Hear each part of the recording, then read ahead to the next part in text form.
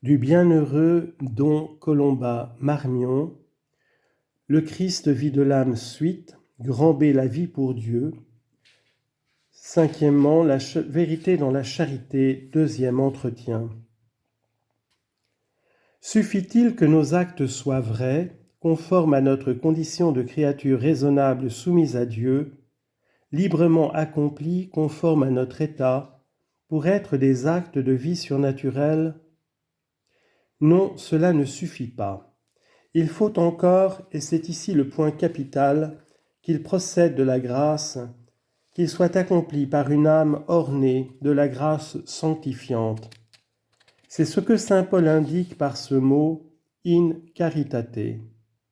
Dans la charité, c'est-à-dire d'abord dans cette charité fondamentale, essentielle, qui fait que nous rapportons tout entier à Dieu, nous trouvons en lui le bien suprême que nous préférons à tout autre bien. C'est là le fruit de la grâce qui nous rend agréables à Dieu au point que nous sommes ses enfants. Il est vrai que la charité surnaturelle n'est pas la grâce, mais toutes deux vont toujours de pair. Caritas diffusa est in cordibus nostris per spiritum sanctum qui datus est nobis. Romains 5,5. Traduction. L'amour de Dieu a été répandu dans nos cœurs par l'Esprit Saint qui habite en nous. Par l'Esprit Saint qui nous a été donné. On lit en note, la grâce sanctifiante et la divine charité nous sont données par le Saint-Esprit.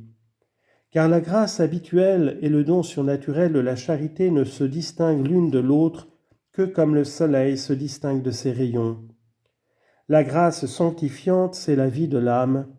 La charité, c'est cette même force vivante prête à produire toutes les opérations de la vie surnaturelle, et surtout l'amour actuel de Dieu, source de toute vie et de toute beauté. Fin de note. La grâce élève notre être. La charité transforme notre activité. Grâce et charité sont toujours unies. Le degré de l'une marque le degré de l'autre. Toute faute grave de quelque nature qu'elle soit tue en nous à la fois et la grâce et la charité. La grâce sanctifiante doit être la source où s'alimente notre activité humaine. Sans elle, nous ne pouvons produire aucun acte surnaturel qui ait quelque proportion méritoire avec la béatitude de la vie éternelle. Dieu fonde d'abord en nous un état, l'état de grâce. C'est ce qui importe tout d'abord. Un être n'accomplit des actions qu'en raison de sa nature. Nous n'accomplissons des actions humaines que si nous possédons d'abord la nature humaine. De même, nous ne posons des actes de vie surnaturelle que si nous possédons d'abord par la grâce comme une nouvelle nature. Nova creatura, créature nouvelle. Voyez cet homme étendu là sous vos yeux à terre. Il peut n'être qu'endormi. Ce peut être aussi un cadavre. S'il n'est qu'endormi, il va tantôt se réveiller. Tout son corps va se mettre en mouvement. Ses énergies naturelles vont se manifester. Pourquoi ? Parce qu'il conserve encore en lui la source d'où émanent les énergies qui l'animent, c'est-à-dire l'âme.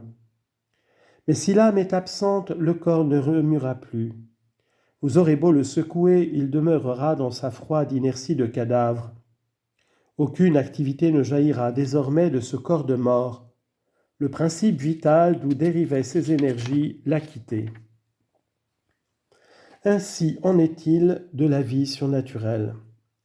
La grâce sanctifiante en est le principe intérieur d'où émane toute activité surnaturelle.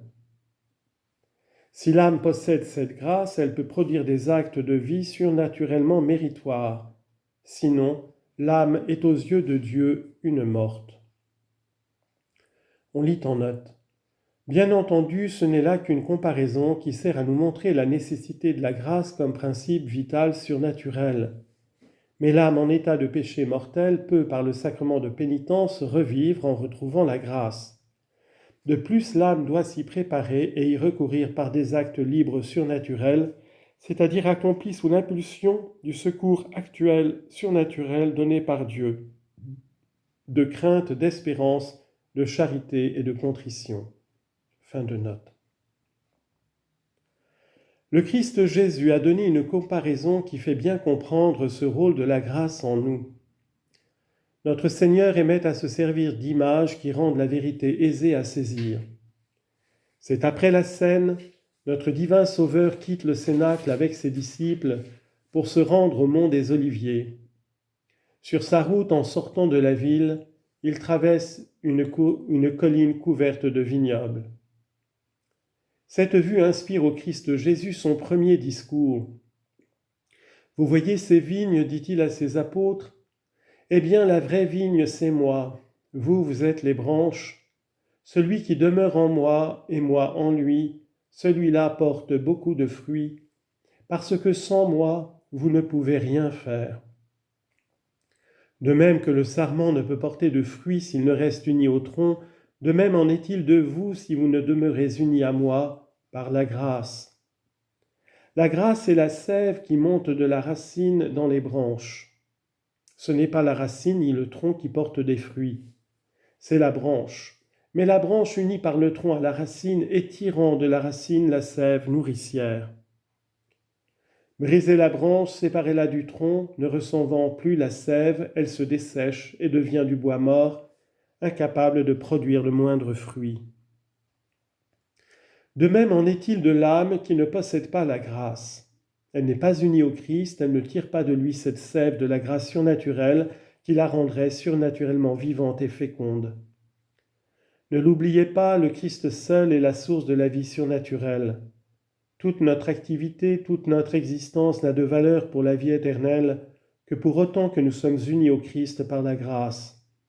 Sinon, on aura beau s'agiter, se dépenser, accomplir les actions les plus éclatantes aux yeux des hommes, devant Dieu, toute cette activité est sans fécondité surnaturelle, sans mérite pour la vie éternelle.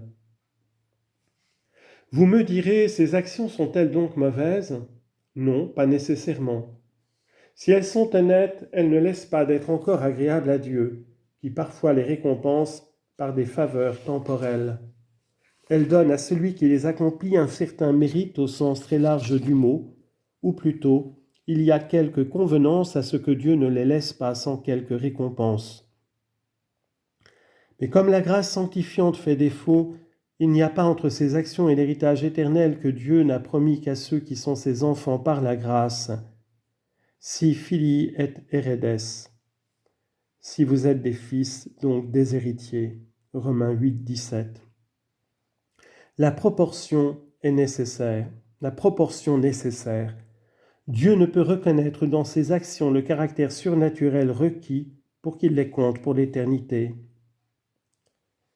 Voyez ces deux hommes qui font l'aumône à un pauvre. L'un est, par la grâce dans l'amitié sainte de Dieu, il fait l'aumône par un mouvement de la charité divine. L'autre est dépourvu dans son âme de la grâce sanctifiante.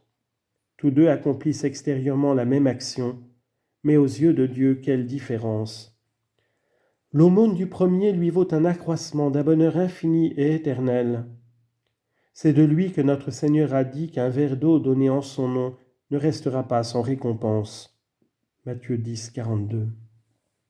Celle du second est, en regard de cette même béatitude, sans mérite, alors même qu'il répandrait des poignées d'or. Ce qui découle de la nature seule n'a pas de valeur pour la vie éternelle.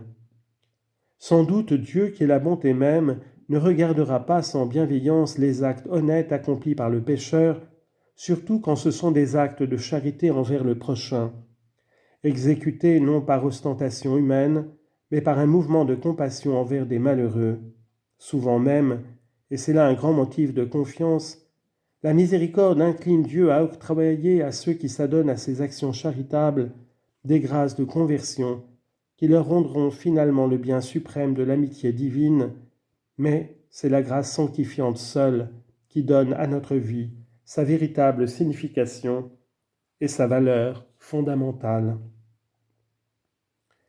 Cela est si vrai que, quand le pécheur entrera en état de grâce, alors même ses actions qui auront été accomplies sans la grâce si nombreuses et si excellentes qu'elles aient pu être naturellement, demeurent sans valeur au point de vue du mérite surnaturel et de la béatitude qui le récompense. Elles sont perdues sans retour. Saint Paul a bien mis en lumière cette vérité. Écoutez ce qu'il dit. « J'aurais beau parler les langues des hommes et des anges, si je n'ai pas la charité, je ne ressemble qu'à un airain qui résonne, à une cymbale qui retentit. J'aurais beau avoir le don de prophétie, connaître tous les mystères, posséder toute science, avoir une foi qui transporte les montagnes, si je n'ai pas la charité, je ne suis rien. Je puis distribuer tous mes biens aux pauvres, livrer mon corps aux flammes. Sans la charité, tout cela ne sert de rien. » 1 Corinthiens 13, 1 à 3. Autrement dit, les dons les plus extraordinaires, les talents les plus excellents, les entreprises les plus généreuses, les actions les plus éclatantes, les efforts les plus considérables, les souffrances les plus profondes, ne sont d'aucun mérite pour la vie éternelle sans la charité, c'est-à-dire sans cet amour souverain de l'âme pour Dieu considéré en lui-même, sans cet amour surnaturel qui naît de la grâce sanctifiante, comme la fleur sort de sa tige. Rapportons donc à Dieu fin dernière et béatitude éternelle toute notre vie. La charité de Dieu que nous possédons avec la grâce sanctifiante doit être le mobile de toute notre activité. Quand nous possédons la grâce divine en nous, nous réalisons le vœu de notre Seigneur, nous demeurons en lui. Manete in me, et lui demeure en nous, et ego in vobis. Il demeure avec le Père et l'Esprit Saint. Ad eum veniemus et mansionem apud eum faciemus. Jean 14, 23, traduction, nous viendrons auprès de lui et nous ferons notre demeure chez lui.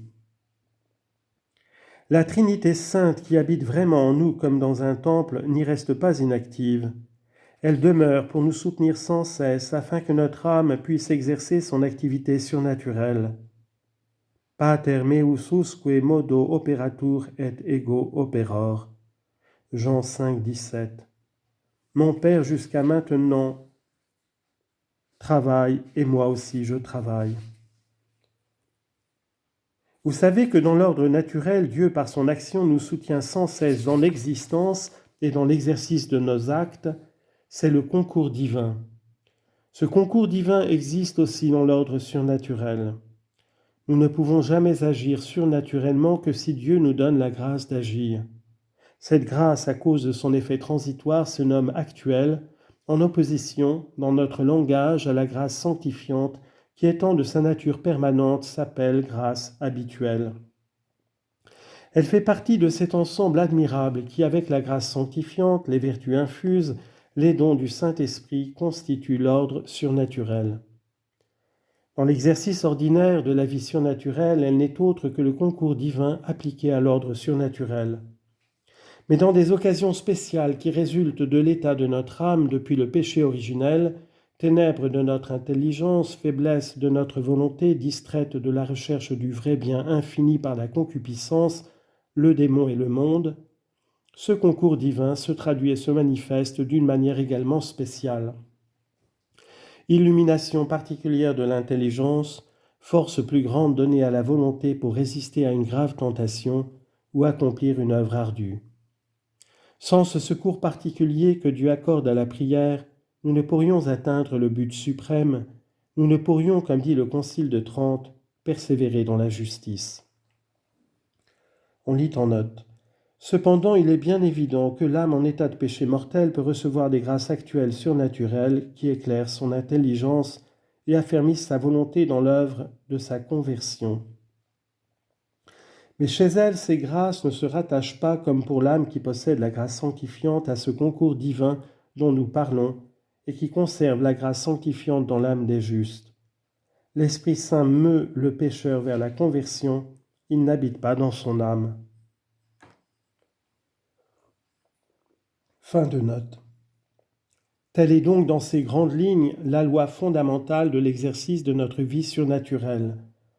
Sans rien changer de ce qui est essentiel à notre nature, de ce qu'il y a donc bon de notre individualité, de ce qui est requis par notre état de vie particulier, nous devons vivre de la grâce du Christ rapportant par la charité toute notre activité à la gloire de son Père. La grâce se greffe sur la nature, sur ses énergies natives et enveloppe ses opérations propres. Telle est la première source de cette diversité que nous rencontrons chez les saints.